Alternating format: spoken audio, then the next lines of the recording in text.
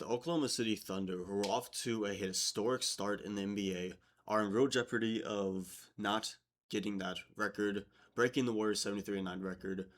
And I know they've just lost a couple of games here and there, but I seriously think it's more than that.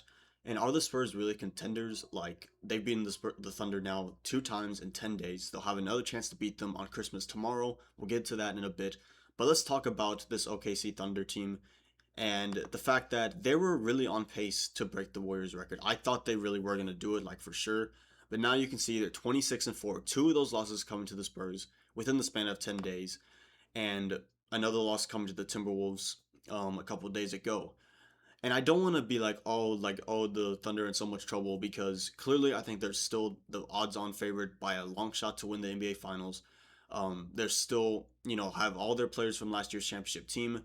They're getting more experienced, better, have more time to gel together, have experience, and it's not that. The reason I am worried that the Thunder are not going to break this record is because there are some serious flaws in their game that the Spurs exposed in both of their contests.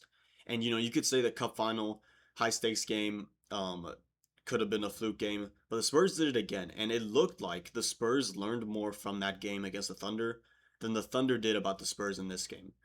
Like, and the Thunder are supposed to be the champions. And again, I'm not going to be up here as a Spurs fan and be like, oh, we're so much better than the Thunder. I think tomorrow's game against the Thunder on Christmas Day in OKC is going to be a huge test, and I'll get to that in a minute. But for me, it is clear that the Thunder have some serious issues that the Spurs outlined in this game, and we'll get into that. First, let's just go over for the Thunder. I thought SGA had a really good game. He did not get to the line as nearly as much as he usually does, but 14 of 22, 33 points. He was getting to his spots really well. Um, he had a good game. Chet Holmgren really did not have a good game. It was good defensively, but did not have a good game offensively. Dort had a really good game, besides some obvious like flops and some bad foul baits, like where he shot a three and stuck his leg out so wide to try to get the foul. Ended up calling an offensive foul actually.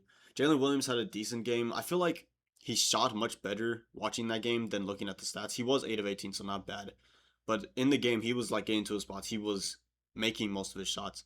And then the bench really did nothing. Like Kendrick Williams had 10, Isaiah Joe had 8, but the bench did not do nearly as much for them in this game as they could do, especially since they're such a deep team.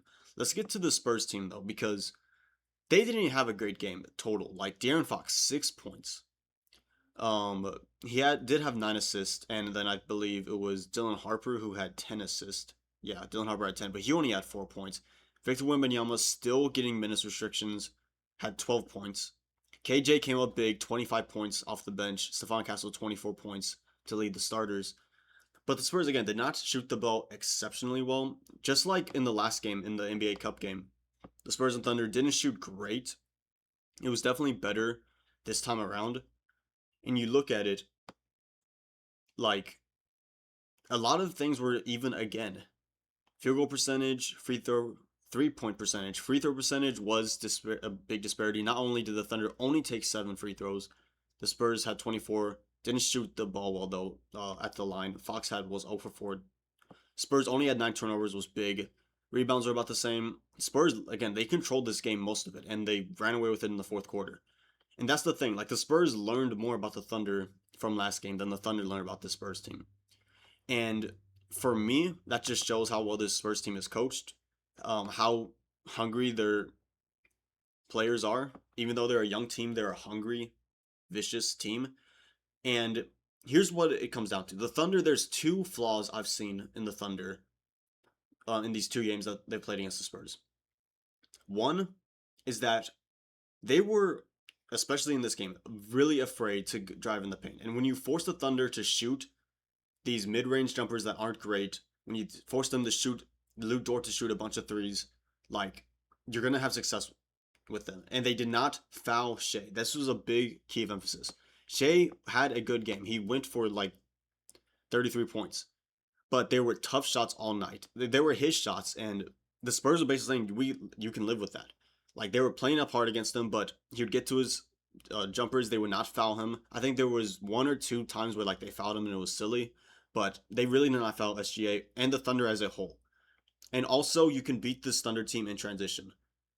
And same goes with the Spurs. Like their half court defense is really good because of Victor Wembanyama, because they aggressively go after the perimeter players to funnel them in to Victor Wembanyama and to Luke Cornett sometimes. That's how their defense works. And the Thunder's defense is really good. They're aggressive. The Spurs, I think, did a good job of playing that aggression against them, especially in the fourth quarter, picking up 4 quick fouls within like a minute or two. And it came down to the Spurs playing harder, playing faster, playing better defense, beating the Thunder at their own game essentially twice now. So here's the thing. I do see that, and I think a lot of NBA teams are going to see what the Spurs do against the Thunder.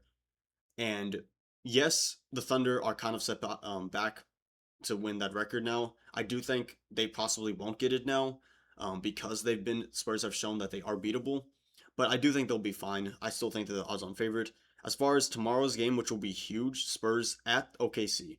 This game is huge for both teams, but really for the Thunder. So the Spurs, obviously, if you can get another win, 3-0 against the defending champs in their place, is huge. And that's exactly why it is equally, if not exponentially, bigger for the Thunder, because they are facing going 0-3 to a team, facing another loss, putting them well behind schedule of breaking that record, which they've stated they want to get.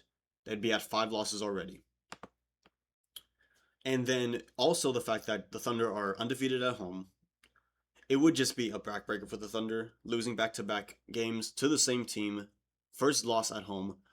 It's a huge game for the Thunder. I do think they will win. For the Spurs, if they can just stay competitive in it, you'll feel good as a Spurs fan. Even if they get blown out, they kind of have a bad game. Maybe you live with that. You've already picked up 2 on this team. But I don't think it's going to be the way. I think it'll be a somewhat close game again. I do think the Thunder will come out on top, but I think it's going to be a fun Christmas game, and I'm looking forward to all the Christmas games, actually.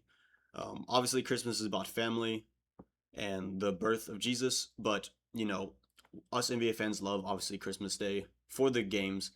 Let me know what you guys think about the Thunder. Do you think they'll still break the record? Do you think the Spurs will beat them tomorrow in OKC? Please let me know down in the comment section below.